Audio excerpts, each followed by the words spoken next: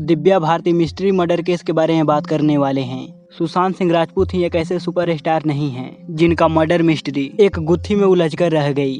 Guys, अगर आप लोगों ने सुशांत सिंह राजपूत की मर्डर मिस्ट्री वाली वीडियो को नहीं देखे हैं तो आप हमारे चैनल को चेकआउट जरूर कीजिएगा, क्योंकि मैं ऑलरेडी वीडियो बनाकर अपने चैनल पे अपलोड कर दिया हूँ, या फिर मैं उस वीडियो को इस वीडियो के एंड स्क्रीन पे लगा दूंगा। अपने जमाने के सुपरस्टार रही दिव्या भारती की जब मौत हुई थी तो उनकी भी डेथ आत्महत्या या फिर मर्डर मिस्ट्री के गुत्थी में उलझ कर रह गई। आप जब दिव्या भारती की मिस्टीरियस डेथ के बारे में जानेंगे तो आपको एक अलग ही मामला समझ आएगा। तो आखिर दिव्या भारती की मौत से ठीक पहले और मौत के बाद क्या हुआ था, आखिर मौत की असल वजह क्या थी, और दिव्या भारती की मौत के समय घर में कौन कौन मौजूद था, और दिव्या भारती की मौत के उनके पति साजिद नडियाडवाला और अंडरवर्ल्ड का साजिश क्यों कहा जाता है, मैं आपको इन सारी वाकया के बारे में इस वीडियो में डिटेल में बताऊंगा। दिव्या भारती की मौत के बारे में बात करने से पहले थोड़ी इनके शुरुआती सफर पे नजर डाल देते हैं। दिव्या भारती की जन्म 25 फरवरी 1974 को मुंबई में हुआ था। इनके पिता का नाम ओम प्रकाश भारती और मां का नाम मीता भारती था। अपनी खूबसूरती और कलाकारी के दम पे दिव्या भारती बॉलीवुड में कामयाबी के बुलंदियों तक पहुंचने वाली दिव्या भारती बचपन से ही बहुत ज्यादा खूबसूरत थी। बचपन में इनकी खूबसूरती इतना ज्यादा था कि लोगों को एक पल यकीन करना मुश्किल हो जाता था ये कोई डॉल नहीं बल्कि वास्तव में एक छोटी बच्ची है।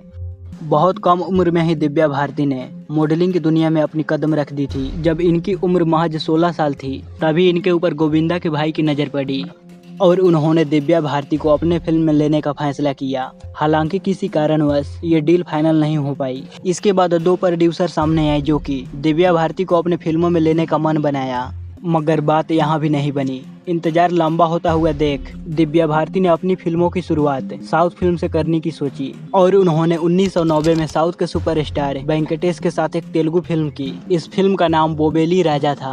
इस फिल्म ने बॉक्स ऑफिस पे धमाल तो नहीं कर पाया, मगर दिव्या भारती लोगों की ध्यान अपनी तरफ खींच ली। यही वजह था कि फिल्में फ्लॉप होने के बावजूद भी दिव्या भारती को लगातार साउथ की कई फिल्में मिलते गई। साउथ की फिल्मों में काम करने के बाद जब इन्हें एक अच्छी खासी पहचान हो गई तो बॉलीवुड से भी इन्हें ऑफर आने लगे और फाइनली इनकी पहली फिल्म विश्वात्मा मिली। ये फिल्म ज्यादा नहीं चली, मगर इस फिल्म के गाने 7 समंदर पार दिव्या भारती को 7 समंदर पार ही ले गया, क्योंकि ये गाना इतना ज्यादा पॉपुलर हुआ कि ये पूरी दुनिया में फैल गया और इस गाने की वजह से लोग दिव्या भारती को जानने लगे। जिसके बाद से दिव्या भारती के सामने फिल्मों की लाइन लग गई और हर एक प्रोड्यूसर दिव्या भारती को अपने साथ जोड़ना चाहता था। कहा तो ये भी जाता है कि उस दौर की जितनी भी हीरोइनें रही उनसे काम छीने जाने लगा और सभी फिल्में दिव्या भारती को मिलने लगे।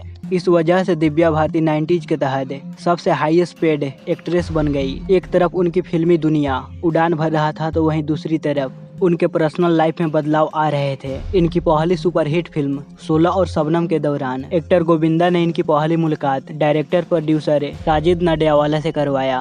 बाकियों की तरह साजिद नडियाडवाला भी दिव्या भारती को देखकर अपना दिल दे बैठे। यहीं पे दोनों के बीच दोस्ती हुई और ये दोस्ती देखते ही देखते प्यार में बदल गई और दुनिया की नजरों से बचकर पहले दिव्या भारती ने दिव्या से साना नडियाडवाला बन गई और फिर 10 मई 1992 को दिव्या भारती ने साजिद नडियाडवाला के साथ शादी कर ली। इस शादी को गुप्त रखा गया। इस शादी को गुप्त रखने की सबसे बड़ी वजह ये थी, उन दिनों एक ट्रेंड था कि एक्ट्रेस की शादी के बाद उनकी फॉलोअर्स कम हो जाया करती थी। इस वजह से उन्हें काम मिलना भी बंद हो जाया करता था। अब दिव्या भारती की करियर उस वक्त उड़ान पे था, तो इसलिए उन्होंने इस शादी को सीक्रेट रखने का फैसला किया ताकि इससे मेरा फिल्मी करियर प्रभावित ना हो। शादी के बाद साजिद नडियाडवाला मुंबई के अंधेरी वेस्ट में बरिसवा में स्थित तुलसी अपार्टमेंट के 5th फ्लोर पे एक फ्लैट लिया था और दिव्या भारती यहीं रहती थी। दिव्या भारती तो रहती यहीं थी, मगर वहाँ अक्सर काम की वजह से बाहर या फिर दूसरे राज्यों में जाया करती थी। बात 5 अप्रैल 1993 की है। दिव्या भारती काम के सिलसिले में हैदराबाद जाती है। यहाँ प्लान था सारे काम निपटाने के बाद मैं अपने दोस्तों के साथ एक पार्टी में जाऊंगी और साथ ही कुछ शॉपिंग भी करेगी, मगर अपने जरूरी काम खत्म करने के बाद वो अपने सारे काम पोस्टपोन कर देती है और वापस मुंबई चली आती है। अब तक दिव्या भारती एक सुपरस्टार हीरोइन बन चुकी थी। इनके पास बहुत सारा पैसा भी आ चुका था, मगर ये अब तक अपना एक घर नहीं ली थी। इसी सपने को पूरा करने के लिए वो लंबे समय से लगी थी। इत्तेफाक से हैदराबाद से वापस आने के बाद एक फ्लैट के सिलसिले में इनकी बात भी बन जाती है और मुंबई के बेहद ही पॉश इलाके में एक फ्लैट की बात भी बन जाती है। अब घर खरीदने की खुशी परिवार वालों के साथ शेयर करने के लिए दिव्या अपने छोटे भाई कुणाल भारती को भी बुलाती है। इसके अलावा वहाँ अपने खुशी में शामिल करने के लिए अपने कॉस्ट्यूम डिजाइनर अपनी दोस्त नीता लुल्ला को भी बुलाती है। नीता लुल्ला अपने पति डॉक्टर श्याम लुल्ला के साथ रात के वक्त करीबन 9 बजे दिव्या भारती के यहाँ आ भी जाते हैं। दिव्या भारती की अधिकतर फिल्मों की कॉस्ट्यूम डिजाइनर नीता लुल्ला ही थी। इसी छोटी सी पार्टी के दौरान नीता और दिव्या अपनी आने वाली फिल्म आंदोलन की कॉस्ट्यूम डिजाइनिंग में लग जाते हैं। इन्हीं बातचीत के दौरान ये लोग घर में शराब भी पीते हैं। नीता, उसके पति श्याम और दिव्या के अलावा इस घर में एक और शख्स मौजूद था और वो थी बचपन से दिव्या की देखरेख करने वाली घर की नौकरानी अमृता कुमारी। इस मीटिंग के दौरान अमृता घर के किचन में खाना बना रही थी। इस समय तक साजिद नडियावाला यानी कि दिव्या का पति घर नहीं लौटे थे। बातचीत और शराब पीने का दौर 9 बजे शुरू हुआ, जो कंटिन्यूअसली 11 साढ़े 11 तक चलते ही रहता है। अब तक दिव्या का भाई कुणाल भी यहीं था। वो कहता है कि मुझे एक जरूरी काम है, देर रात हो रही है इसलिए मैं जा रहा हूँ।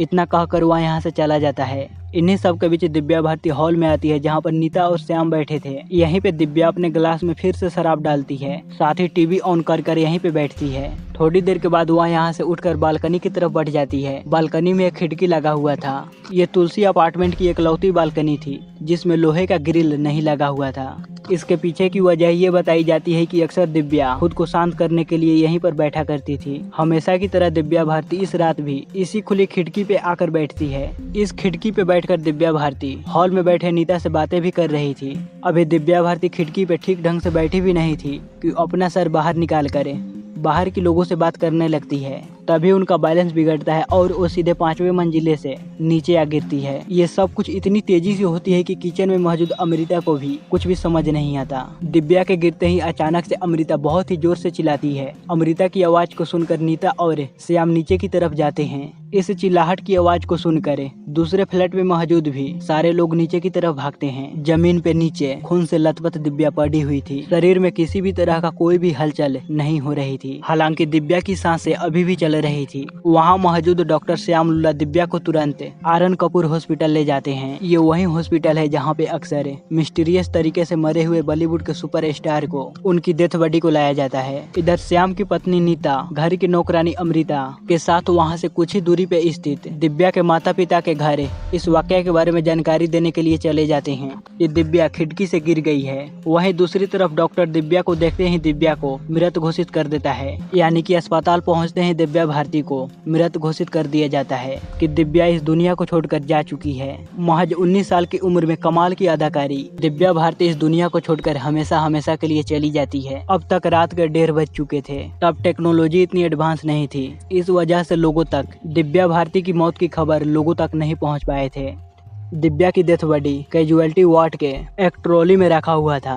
पास ही में दिव्या के पिता, उसके भाई और कुछ चुनिंदा लोग खड़े हुए थे। दिव्या के पिता रो रो कर अपना बुरा हाल कर लिए थे। उसके पिता सिर्फ एक ही रट लगा रहे थे कि उन लोगों ने मेरी बेटी को मार डाला। पास ही में दिव्या का भाई कुणाल था, जो कि दिव्या के मौत से 10 मिनट पहले दिव्या के साथ ही था और नए घर खरीदने की खुशी में शामिल था। कमाल की बात तो ये थी कि दिव्या की मौत की कई घंटे बीत चुके थे, मगर दिव्या के माँ का कहीं पर भी आता पता नहीं था। बल्कि वहाँ रात के 3:45 बजे हॉस्पिटल आती है। अस्पताल पहुँचने तक उन्हें इस बात की जानकारी नहीं थी कि आपकी बेटी इस दुनिया को छोड़कर जा चुकी है, बल्कि उन्हें बताया गया था कि वो खिड़की से गिर गई है और बस उन्हें छोटी मोटी चोटें आई है। बाद में खुलासे के मुताबिक जैसे ही दिव्या के भाई और उसके पिता की नजर दिव्या की माँ पर पड़ती है, तो दिव्या के पिता जोर जोर से चीख कर कहने लगते हैं कि जो हुआ है वो तुम्हारी वजह से हुआ है, यानी कि दिव्या की मौत का जिम्मेदार वहाँ दिव्या की माँ को ठहरा रहे थे। इन दोनों के चिल्लाने के बावजूद दिव्या की माँ खामोश रहती है और वहाँ कोई जवाब नहीं देती है। इस रहस्य को कोई नहीं समझ पाया कि दिव्या की मौत की वजह दिव्या के पिता और भाई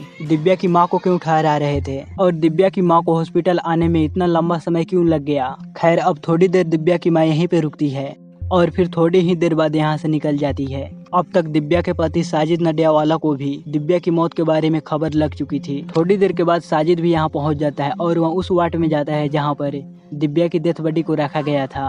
दिव्या की डेथ बॉडी को देखकर साजिद पूरी तरह खामोश हो जाते हैं। वो कुछ भी रिएक्ट नहीं कर पाते।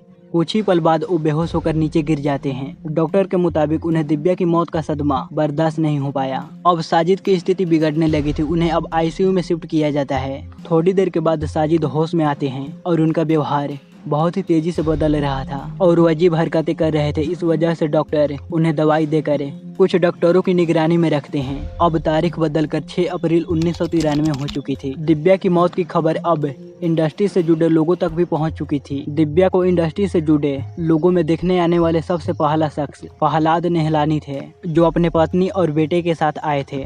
इसके अलावा दिव्या को सबसे पहले देखने आने वाले चुनिंदा लोगों में सैफ अली खान, संजय कपूर, बोनी कपूर, गोविंदा और भी सारे लोग शामिल थे।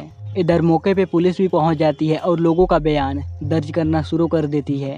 अब सभी कागजी कार्रवाई पूरी करने के बाद दिव्या का पोस्टमार्टम किया जाता है। पोस्टमार्टम में ये खुलासा होता है कि ऊंचाई से गिरने की वजह से दिव्या के सर में गहरी चोट आई, जिससे काफी ज्यादा ब्लडिंग हुई। साथ ही दिव्या के जांघ भी टूट गए थे। इसी वजह से दिव्या की मौत हो गई। अब सभी जाँच पड़ताल के बाद 7 अप्रैल 1993 को दिव्या की डेथ बॉडी परिवार वालों को सौंप दिया जाता है। सभी फॉर्मेलिटीज के बाद मुंबई के बीरे पार्ले स्थित ऑडिटोरियम में दिव्या भारती का अंतिम संस्कार किया जाता है। अंतिम संस्कार से जुड़े रस्म को साजिद नडियावाला पूरा करते हैं। अब दिव्या इस दुनिया से जा चुकी थी, मगर अपने पीछे सैकड़ों सवाल छोड़ गई थी, जिसका जवाब हर कोई जानना चाह रहा था। सबसे बड़ा सवाल ये था कि दिव्या ने ऊपर से कूदकर सुसाइड कर लिया है या फिर साजिश के तहत दिव्या का मर्डर किया गया है। जब पुलिस ने लोगों से पूछताछ करना शुरू की तो एक के बाद एक कई खुलासे सामने आए। पुलिस ने सबसे पहले घर में मौजूद डॉक्टर श्याम लुल्ला और उनकी पत्नी नीता की बयान को दर्ज किया था। दोनों अपने बयान में यही कहते हैं कि हम पक्के तौर पे तो नहीं कह सकते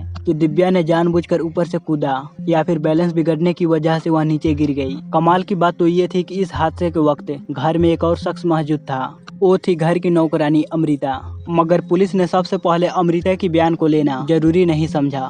पता नहीं चल पाया कि इसके पीछे की वजह क्या थी। इससे भी ज्यादा चौंकाने वाली बात तो ये थी कि दिव्या भारती की मौत के ठीक 1 महीने बाद अचानक से नौकरानी अमृता की मौत हो जाती है। कहा जाता है कि हार्ट अटैक की वजह से अमृता की मौत हो गई। खैर, पुलिस इस मामले की 4 सालों तक जाँच करती है। सभी संभावित एंगलों से जाँच करने के बाद पुलिस दिव्या भारती की मौत को क्लियर कट एक्सीडेंटल डेथ का मामला बताती है। पुलिस किसी भी साजिश को मानने से इनकार करती है। पुलिस ने भले ही अपने जांच में इसे एक हादसा बताया था, मगर बाद में कई अनऑफिशियल सोर्सेज से कई सारे खुलासे हुए। एक दावा किया जाता है कि दिव्या जब हैदराबाद से वापस आती है तो वहां से वो अपने एक दोस्त की पार्टी में जाती है। वहां पर वो बहुत ही ज्यादा शराब पीती है और नशे की हालत में धुत घर आती है। यहाँ पे दिव्या की साजिद से काफी लड़ाई हो जाती है। लड़ाई के दौरान साजिद घर से जाने लगता है, जिस पर दिव्या कहती है कि अगर तुम 10 मिनट के अंदर वापस नहीं आए तो फिर तुम मुझे कभी भी नहीं देख पाओगे। साजिद काफी देर तक घर वापस नहीं लौटते हैं और फिर दिव्या की मौत की खबर आती है। दिव्या की एक करीबी दोस्त अनऑफिशियल तरीके से दावा किया था कि दिव्या की मौत से पहले दिव्या और साजिद के बीच किसी बात को लेकर इन दोनों के बीच लड़ाई होती है। उन दिनों दिव्या सीवियर डिप्रेशन से जूझ रही थी। इस वजह से लड़ाई के दौरान दिव्या काफी ज्यादा एग्रेसिव होने लगती है। बात को बढ़ता देख साजिद डॉक्टर श्याम लुल्ला को अपने घर पे बुलाता है। डॉक्टर श्याम अपनी पत्नी नीता के साथ आते हैं। जब दोनों पति पत्नी साजिद के यहाँ पहुँचते हैं तो उस वक्त भी दिव्या और साजिद दोनों लड़ाई झगड़े कर रहे थे। दिव्या का भाई कुणाल भी वहीं पर मौजूद था। दोनों के बीच की लड़ाई को देख श्याम साजिद को घर से बाहर जाने के लिए कहता है। डॉक्टर श्याम के कहने पर साजिद घर से निकल जाता है। इसके बाद श्याम, नीता और दिव्या मिलकर शराब पीते हैं, साथ में बैठकर टीवी देखते हैं। इसी बीच सब कुछ शांत होने के बाद दिव्या बालकनी की तरफ बढ़ जाती है। वहाँ खिड़की पे बैठती है और वो सीधा नीचे गिरती है, जिस वजह से उनकी मौत वहीं पे हो जाती है। गाइज, आप लोगों को मैं अब उस पॉइंट के बारे में बताता हूँ जो दिव्या भारती की मौत को रहस्यमयी बनाता है। जिस खिड़की से दिव्या भारती नीचे गिरी थी उस जगह के नीचे पार्किंग हुआ करता था। वहाँ पे अक्सर कोई ना कोई गाड़ी हमेशा खड़ी रहती थी, मगर जब दिव्या भारती खिड़की से नीचे गिरी तो वहाँ पर उस वक्त कोई भी गाड़ी मौजूद नहीं थी। इस वजह से दिव्या सीधे नीचे कंक्रीट से बनी जमीन पे गिरी और उसी वक्त उनकी मौत हो गई। उस रात वहाँ गाड़ी का न होना क्या महज एक इत्तेफाक था? आज तक इसका क्लियर जवाब नहीं मिल पाया है। जैसे कि मैंने आप लोगों को थोड़ी देर पहले बताया कि दिव्या की मौत के कई घंटों के बाद दिव्या की मां हॉस्पिटल पहुंची और जब वो हॉस्पिटल आई तो दिव्या के पिता और भाई दिव्या की मौत का जिम्मेदार दिव्या की मां को ही बताना शुरू कर दिया था। इस व्यवहार के पीछे क्या राज था, इस बारे में भी आज तक पता नहीं चल पाया। दिव्या की मौत के वक्त घर में मौजूद नौकरानी अमृता की बयान लेने में समय क्यों लगाया गया, इसका भी स्पष्ट जवाब आज भी नहीं मिल पाया। 1 महीने के बाद अमृता की मौत हार्ट अटैक की वजह से, क्या वास्तव में हार्ट अटैक की वजह से ही हुई थी? अमृता की मौत ने दिव्या की मौत को रहस्यमयी बना दिया। कहा जाता है कि अमृता ने दावा किया था कि उस बिल्डिंग के सभी अपार्टमेंट के खिड़कियों में ऑटो स्टॉपर लगा हुआ था। यहाँ तक कि दिव्या जिस खिड़की पे बैठी हुई थी वहाँ भी ऑटो स्टॉपर लगा हुआ करता था, मगर बाद में आगे की जांच में खुलासा हुआ कि वहाँ से ऑटो स्टॉपर गायब हो चुका था। इस खुलासे ने भी दिव्या की मौत को रहस्यमयी बनाया। या किसी ने साजिश के तहत वहां से ऑटो स्टॉपर गायब कर दिया था। एक दावा ये भी किया जाता है कि दिव्या भारती की मौत के पीछे अंडरवर्ल्ड का साजिश हो सकता है। इस दावे के पीछे बहुत ज्यादा एक्सप्लेनेशन तो नहीं है, लेकिन कहा जाता है कि उन दिनों अंडरवर्ल्ड के बड़े खिलाड़ियों और साजिद नडियाडवाला की काफी करीबी रिश्ते थे। अंडरवर्ल्ड का काफी पैसा बॉलीवुड में भी लगा था और बड़े बड़े एक्टर या फिर एक्ट्रेस के काम में सीधा दखल देते थे। कुछ दावों के मुताबिक अंडरवर्ल्ड से भी दिव्या भारती के ऊपर दबाव बनाने जाने लगे थे, मगर दिव्या भारती उन लोगों के मुताबिक कुछ भी करने से मना करने लगी। बस इसी वजह से दिव्या भारती को साजिश के तहत खत्म कर दिया गया। साजिद नडियाडवाला पे एक समय दाऊद इब्राहिम और अंडरवर्ल्ड से जुड़े कुछ लोगों का इल्जाम लगा था। यहाँ तक कि टी सीरीज के फाउंडर गुलशन कुमार के मर्डर के बाद बाल ठाकरे तक ने दावा किया था कि 3 लोग बॉलीवुड से हैं जिनका सीधा संबंध दाऊद इब्राहिम के गैंग से है और उसी ने गुलशन कुमार को मारने में अहम भूमिका निभाई है। कथित तौर पे उन 3 लोगों में साजिद नडियाडवाला का नाम आया था। दावे के मुताबिक पुलिस वालों ने साजिद नडियाडवाला से इस बारे में कई बार पूछताछ भी की थी, हालांकि ये आरोप कभी साबित नहीं हो पाए। कई दावों और कई अफवाहों के बीच दिव्या भारती की मौत एक मिस्टीरियस मौत बनकर रह गई।